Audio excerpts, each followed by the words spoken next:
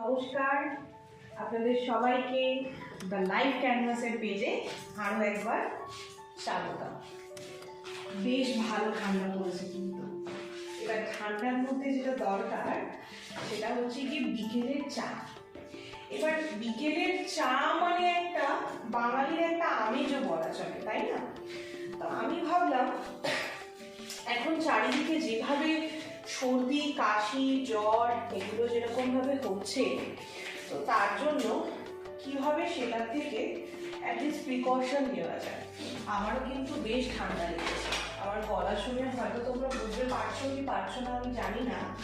তো তার জন্য যেটা করব সেটা হচ্ছে গিয়ে আদা চা। আদা চা নিশ্চয়ই সবারই খুব প্রিয়, আমার তো বেশ প্রিয়। তো এই আদা চাকে গ্রেট করে নেব ভালো করে। দেখো এইভাবে গ্রেট করে নিচ্ছি।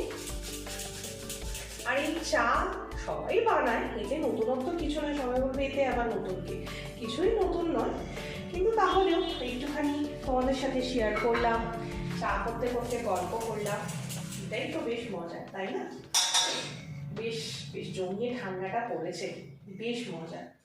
এতদিন তো ঠান্ডা পড়ছিল না, সবাই বলছিল কি গরম, ডিসেম্বর মাস পড়ে গেল, একদমই ঠান্ডা নেই।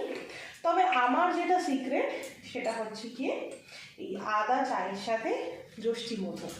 এই যষ্টি মধু দুটো দিয়ে দিলে কি হবে, এই যে গলা খুসখুস, গলা ব্যথা, কফটা বসে যাচ্ছে, সেটা আর আমি কি করব, এই আদা আর যষ্টি মধু দিয়ে, আমার কাছে লবঙ্গটা শেষ হয়ে গেছে, নইলে করতাম কি এর মধ্যে একটু লবঙ্গ থেতো করে দিয়ে দিতাম।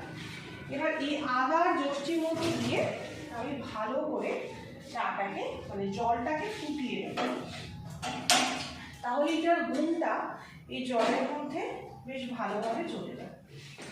তারপরে যেরকম নর্মাল চা পাতা দেবো, চা পাতা দিয়ে বন্ধ করে ফুটিয়ে, চা পাতা দিয়ে ফুটাবো না, এটা একটা মজার বিষয়। এই চা পাতা দিয়ে ফুটালে কি হয়, চায়ের যে একটা ব্যাড এফেক্ট সেইটা কিন্তু ওটার মধ্যে চলে যায়। আমি কিন্তু সেটা করবো না, আমি করবো কি জলটা ফুট ধরে যাবে, তার মধ্যে চা পাতাটা দিয়ে ওটাকে ঢাকা দিয়ে রেখে দেবো, ব্যাস। তারপরে আমি চিনি দিই না চায়ে। তারপর যেটা করব সেটা হচ্ছে কি অল্প একটু গুড় দিয়ে চাপা দিয়ে ঢেকে রেখে দেবো, তারপরে ছেঁকে ওটা খেয়ে দেবো। তোমরা সবাই খেয়ে জানিও তো এটাতে কাশি কমে কিনা। আমি বলছি এটাতে কাশি কমবে। আমার এই চ্যানেল যদি তোমাদের সবার ভালো লাগে তবে এই চ্যানেলকে তোমরা লাইক, শেয়ার আর সাবস্ক্রাইব